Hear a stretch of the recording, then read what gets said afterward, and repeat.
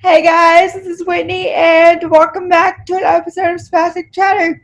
Spastic Chatter is a platform meant to feature those in the cerebral palsy community, and I get together weekly with individuals with CP, like myself, to have a sort of uncensored chat, if you will, about what it's really like living with this type of disability. And for this week's episode, I have David, and I came across David on a Facebook group and he was posting about his YouTube channel and fitness videos, and I thought that he had an interesting story and had some pretty cool videos, so I wanted to have him on the podcast. And I will let David introduce himself, and then we will get into the topics. So take it away, David. Okay, so my name is David Figueroa. I'm actually currently I'm a middle school assistant teacher. Uh, During the school year, I work with 8th grade students in reading, and I also do sometimes ESOL. So ESOL meaning I work with students with English language barriers, and for a downtime, I actually do a fitness channel, a YouTube channel, which I started to promote awareness about disabilities in the fitness industry, and they kind of showcase that because of regardless of whether you have CP or not, you're capable of achieving physical goals. So for me, those physical goals were I started doing uh, athletic competitions when I was 8 years old. Started with baseball, did baseball for about 10 years. Then I did uh, football and baseball. So I kind of alternated between both for a couple years.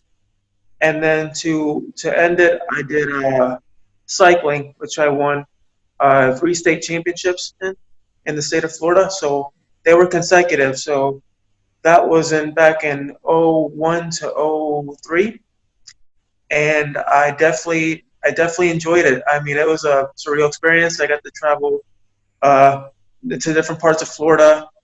Uh, with baseball, I began that in Puerto Rico. So I was originally born in Puerto Rico, and then from Puerto Rico, I moved to Florida in 2000, and then I played baseball from 2000 to 2008. After that, I then as they say, you retire and Yeah. you move on to different things. So I decided to pursue college. I decided to pursue college. So I went to school for my gen ed in Seminole State here in Florida and in Sanford. Then after that, I went to UCF for my 4-year degree in sociology, and then I began my journey through. I don't know if you've heard of the AmeriCorps program, what it's about. Basically, what I do with my position is I'm currently a team lead with the AmeriCorps program.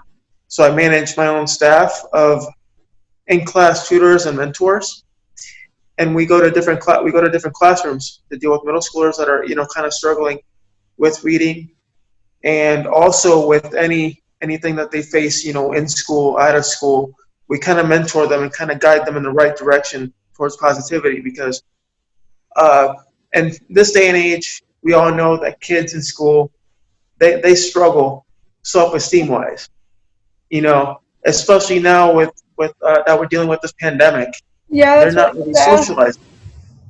Yeah, no, I mean, you have to relate with me how it feels, to be socially isolated in Yeah, your home and not being able to go out.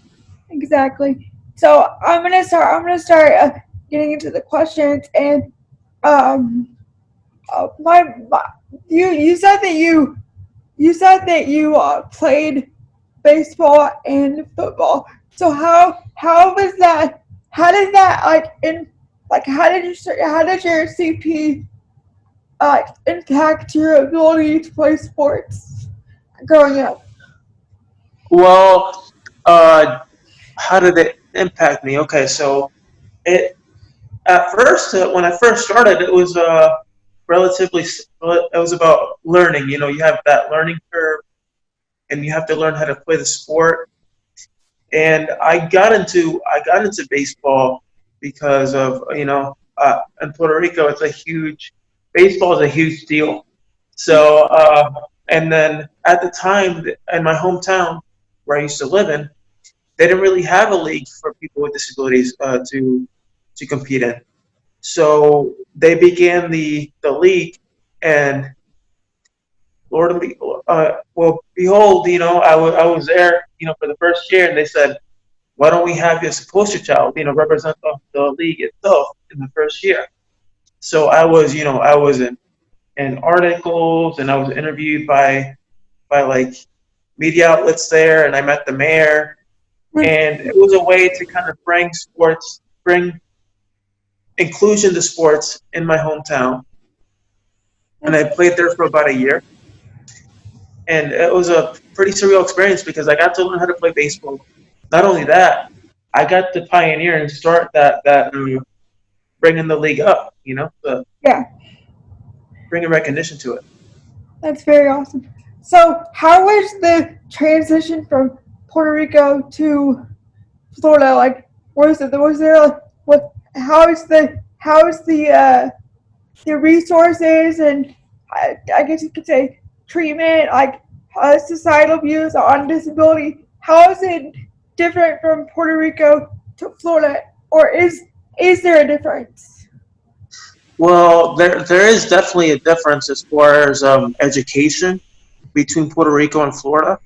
In Puerto Rico, the education system when it comes to dealing with children with disabilities, it's very different because they aren't really they were at the time when I was going to school they weren't really aware of how to help me. So half the time I was kind of in the back of the room, so to say. Like I wasn't really paid much attention. A lot of teachers thought, oh, he's too slow to be in a mainstream classroom, and we don't want him there. Even though I ended up getting perfect grades, doing very well in the classroom, Exactly. they still tried to find a way to undermine me and completely discriminate me and disrespect me and all that stuff. And at the time, I was with my stepmom, so she took it upon herself to be like, hey, you're gonna disrespect my son like that. We're moving to Florida.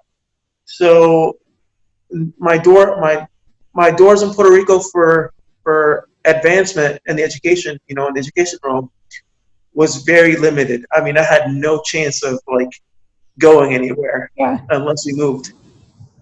Is that why you moved to Florida, or?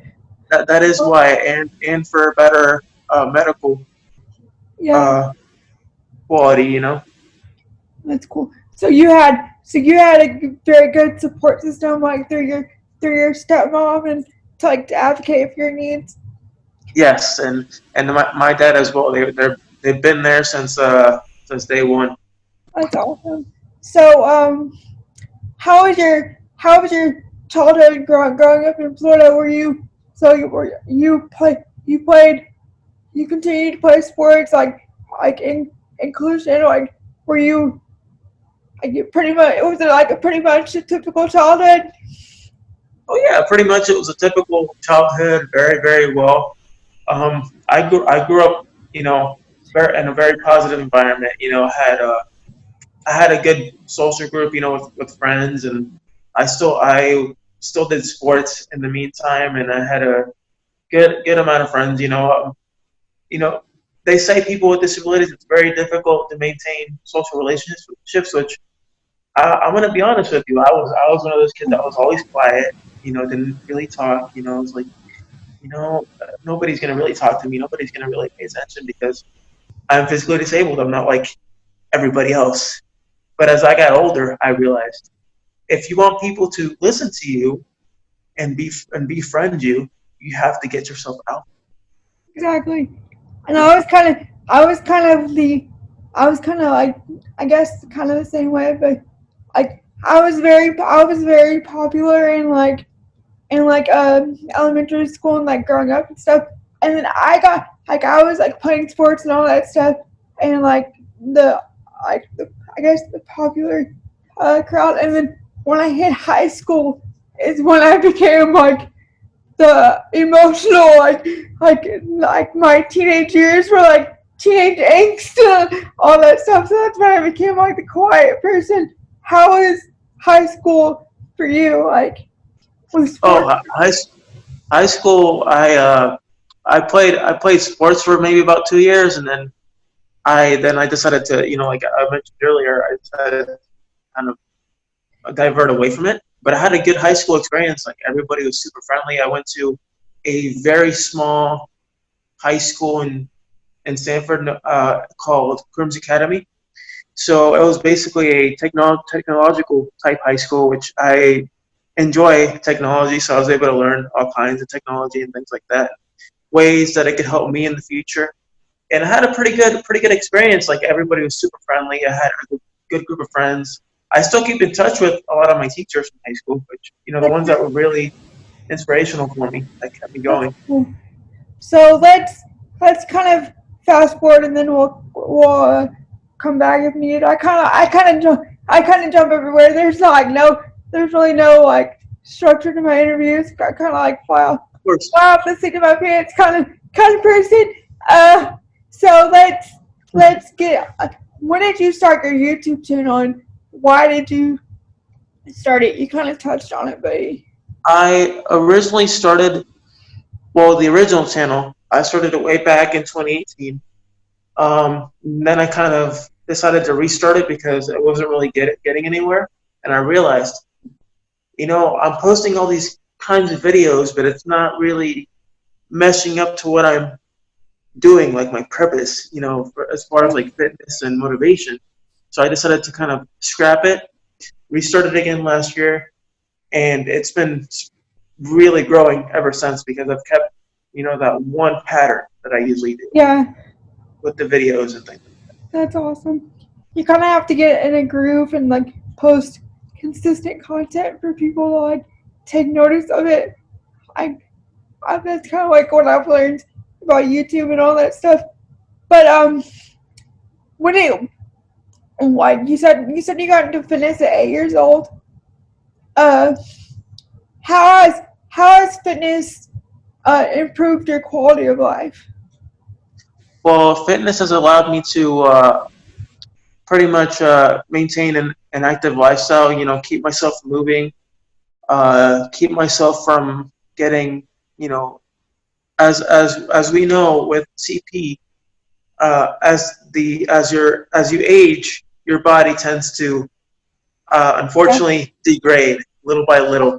They say that CP doesn't get worse as you get older, but I would like to say that I don't know if that's entirely true because like the disability as a whole might not get worse, but the symptoms that come with it, like the spasticity and stuff, like for me it's definitely increased as I've gotten older. And I Yeah, hate. it's one of those things where you have to you start staying active early. It'll slow down the aging process. Yeah, like for me, I'm really into fitness too, and the fit like working out and staying fit is what's keeping me keeping me independent and not having to rely on others because that's a big fear of mine is having to rely on others. So I try to stay as fit and healthy as I can so that I have I don't know, that's just my mindset that I want to be I want to be as independent as possible for as long as I can. So yeah, so That's right. It's extremely important, and if you have the ability, use it. Take advantage. exactly. Uh, before the pandemic, I was actually going to Planet Fitness, working out. I usually try and aim for 4 or 5 days a week. Yeah. Whether it's alternating between weights, which I do a lot of benching and a lot of like heavy weight training, but I do a lot of low reps when I do heavy weight training. But then sometimes I'll alternate, do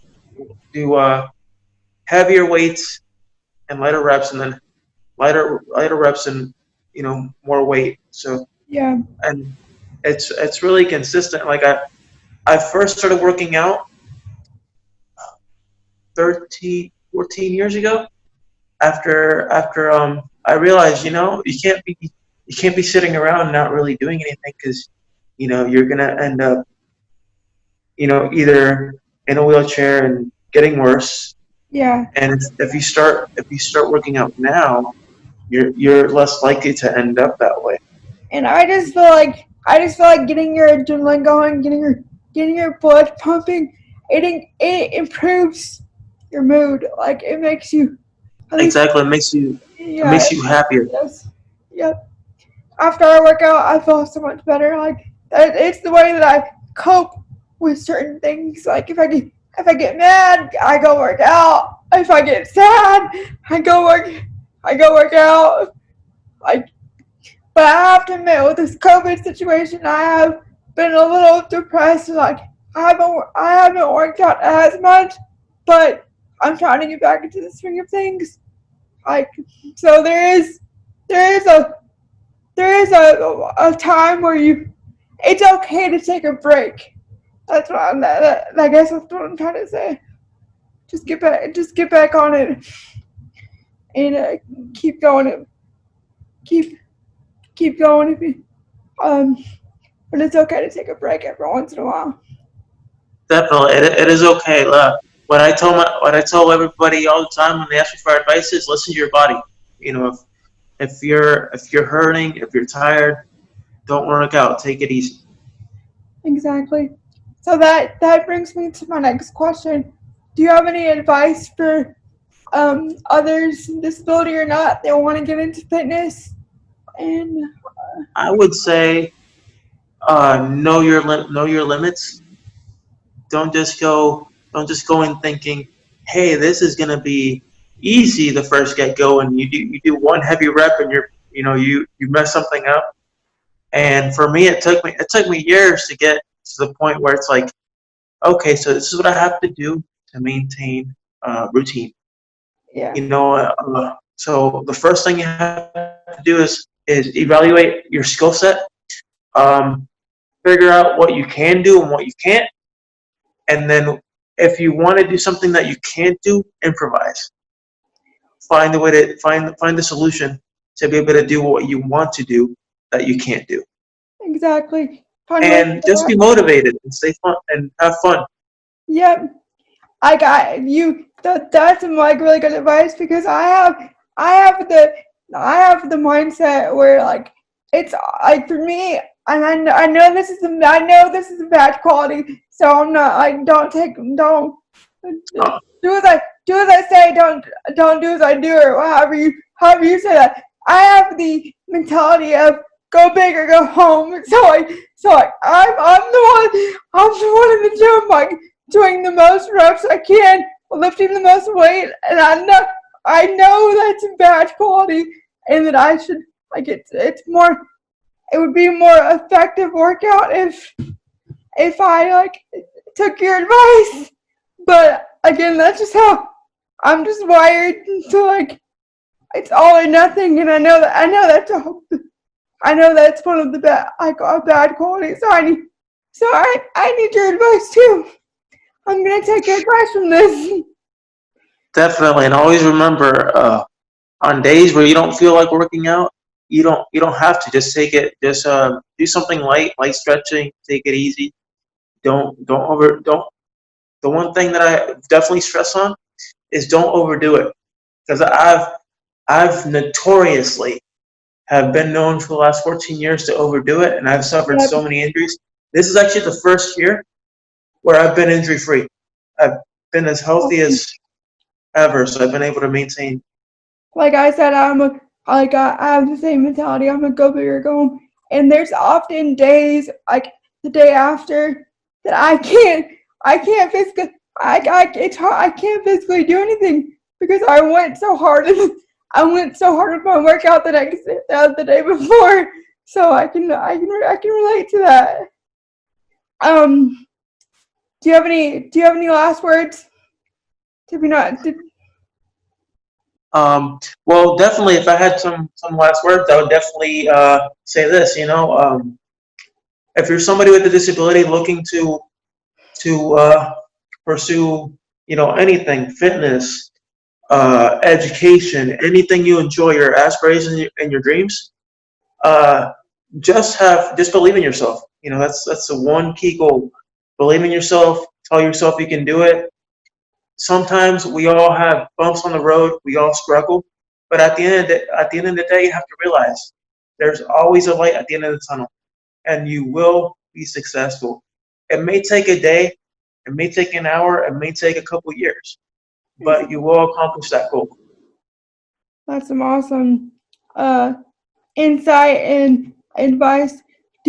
Where can people follow you on social media? Uh, you can follow me on Twitter at David CP Fitness, Instagram at David CP Fitness, YouTube at David CP Fitness, and Facebook at David CP Fitness. So Yeah, all that will be in the description below for people to check you out.